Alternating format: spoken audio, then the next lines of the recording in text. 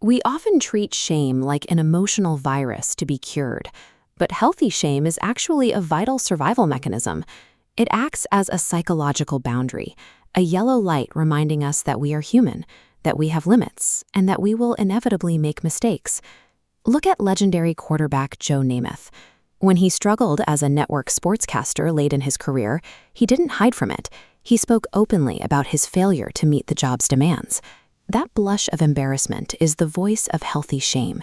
It's the grounded recognition of a personal limit. Problems arise when this fleeting emotion freezes. It stops signaling what you did and starts defining who you are. This is the process of internalization. Over time, the manageable realization that I made a mistake warps into the permanent, soul-crushing identity that I am a mistake. Once shame becomes an identity, it demands a cover-up. Because the true self feels fundamentally defective, it goes into deep hiding, replaced by a performance. Psychologists call this soul murder, the moment the authentic self effectively ceases to exist to avoid the pain of exposure.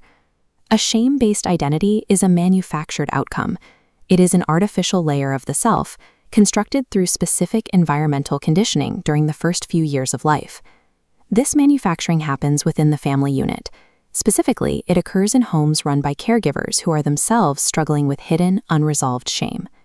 A child develops their sense of self by looking into the mirroring eyes of their parents. Parents who harbor deep self-contempt lack the emotional resources to reflect unconditional value back to their children. This creates a cycle of multi-generational trauma. Toxic shame is a contagious condition, transferred from parent to child through the rigid, unspoken rules of the household. Family systems theory treats the household as a single, closed biological organism. In this framework, the family is the primary living thing, and the individual members are simply the parts that keep it functioning. Like any organism, a family follows the law of dynamic homeostasis. When the core of the system is thrown out of balance, every member must violently shift their own behavior to absorb the weight and prevent a total collapse. The most severe fracture occurs when the parent's marriage is emotionally empty. Lacking their own narcissistic supplies, these caregivers unknowingly turn to their children to fill the vacuum of their own unmet needs.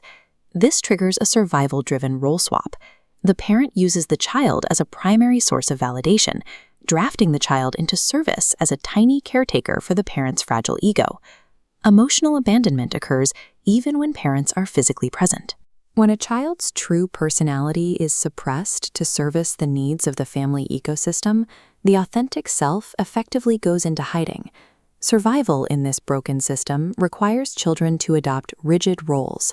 These are specialized behavioral masks used to balance the family's hidden shame and maintain the illusion of stability. This genogram maps these roles. Parents Jerome and Felicia carry their own wounds. Middle child Ralph becomes the hero, using superachievement to mask the family's rot. Youngest child Max absorbs the anxiety, cycling between lost child and the blamed scapegoat. These roles require the total suppression of personal feelings.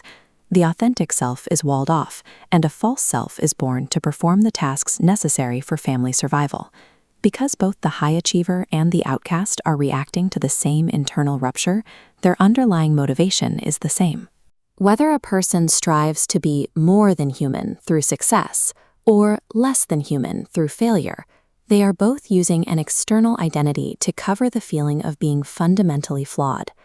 These false selves enter adulthood haunted by a pervasive sense of emptiness, a hole in the soul created by the loss of their authentic feelings. This cycle soothes that emptiness. It begins with the core belief, I am a mistake. To escape this, the adult enters an acting out cycle, using compulsive rituals for temporary relief. The resulting life-damaging consequences create remorse, feeding back into the shame-based identity, restarting the loop. The tragedy of this loop is that the very behaviors used to escape the pain of toxic shame act as the engine that manufactures more of it. This trap persists across generations. Adult false selves unconsciously recreate the shame-based ecosystem of their own childhoods, ensuring the cycle continues for their children.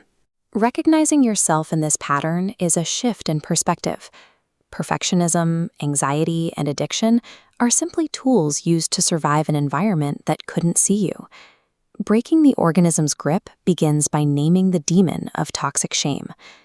By acknowledging the rigid role you were drafted into, you can finally grieve your abandoned authentic self and reclaim your right to simply exist as a human being.